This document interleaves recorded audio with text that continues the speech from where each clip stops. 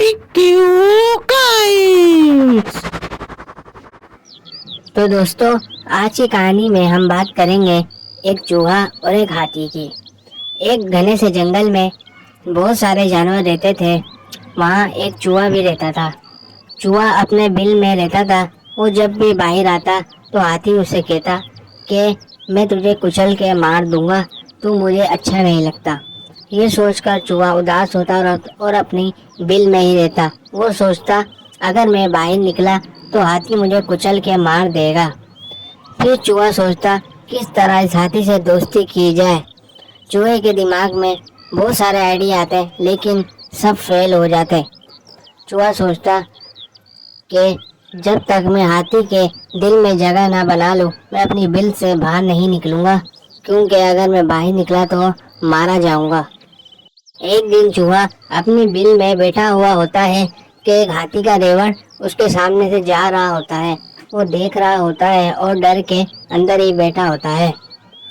हाथी का रेवड़ जा रहा होता है कि एक बहुत बड़ा पेड़ होता है और उसकी शाखें बहुत फैली हुई होती है।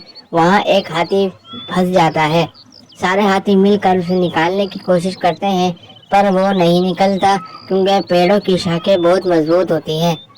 चूहा वहाँ बिल से निकल कर आता है और हाथी से बोलता है, अगर मैं तुम्हारी मदद करूं और तुम्हें यहाँ से निकाल लूं तो तुम मेरे दोस्त बनोगे, फिर तुम मुझे नुकसान तो नहीं पहुँचाओगे।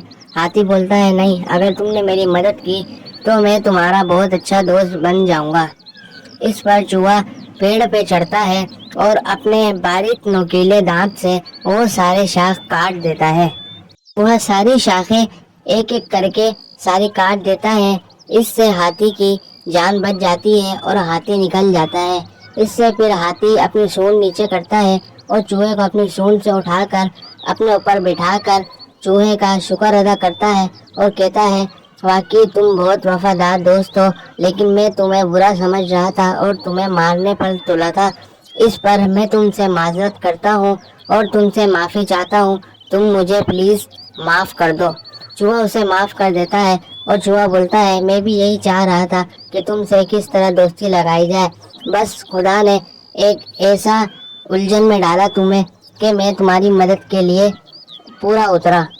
इस पर इन दोनों की दोस्ती हो जाती है। इस कहानी से हमें ये सबक मिलता है कि जब एक इंसान दूसरे इंसान से दोस्ती लगाए तो उसको नखरे नहीं करना चाहिए, बल्कि उसे ये सोचना चाहिए कि ये मेरे किसी भी बुरे वक्त काम आ सकता है। तो दोस्तों, ऐसी कहानी देखने के लिए हमें कमेंट में बताएं ताकि हम आपके लिए ऐसी कहानी लाते रहें और हमारे चैनल को सब्सक्राइब करें। शुक्रिया।